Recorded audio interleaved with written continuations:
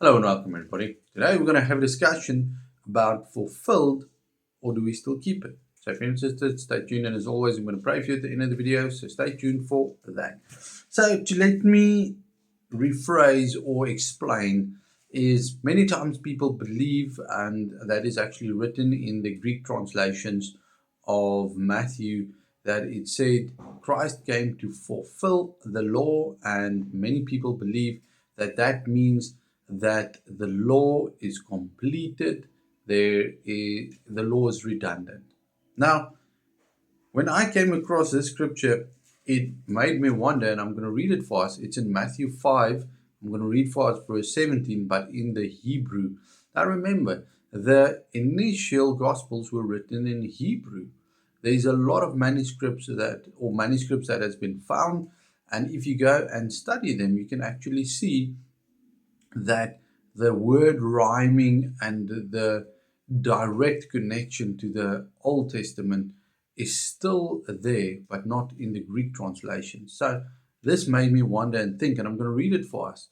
It says, "Moreover, Yeshua Mashiach said to his Talmudim," that is his disciples, "Do not think that I came to throw down the Torah and the prophets.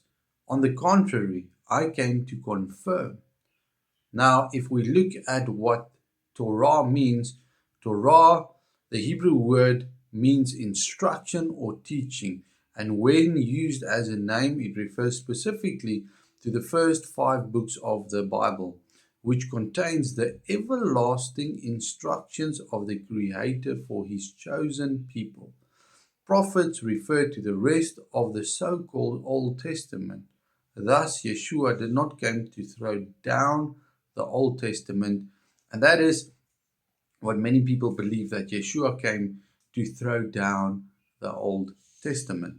So I want you to think about it. It says in verse 18, "I say unto you in truth that not one word will be diminished from the Torah, that it would not be performed until the end of the world." Many people believe when Yeshua was crucified, that was the end of the law. Verse 19 says, "And whosoever transgresses one of these smallest commandments or teaches to break them, he will be small in the kingdom of heaven.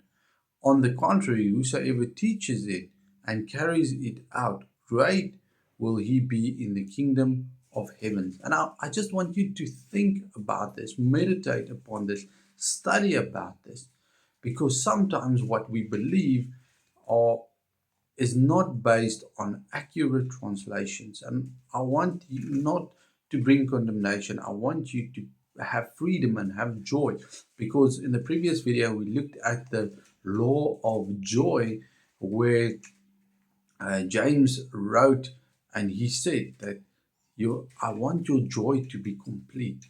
And I am looking and on a journey to discover what is the joys that have been hidden from us that we can find, so that we can enjoy what the Creator wants us to enjoy. Remember, Yeshua has come to give us life and life in abundance. The thief is the one that comes to kill, steal, and destroy. It happened in the Garden of Eden, where he made a promise and said, "You will be like the Creator." And what happened? Their eyes opened, they realized they were naked, and they were thrown out of the Garden of Eden. So I can say the promise that was made was a lie. It was twisted. And I don't want us to believe in twisted things. I want us to believe in the truth, because the truth shall set us free. Father, I pray today that you lead us on the path of righteousness for your name's sake.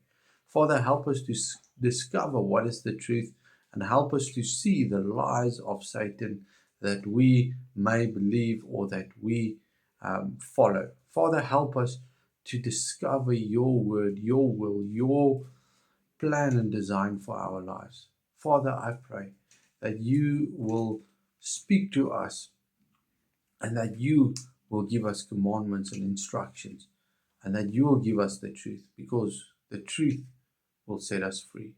I thank you for your love, and I thank you for your mercy, and I thank you for that. In the name of Yeshua, Be blessed.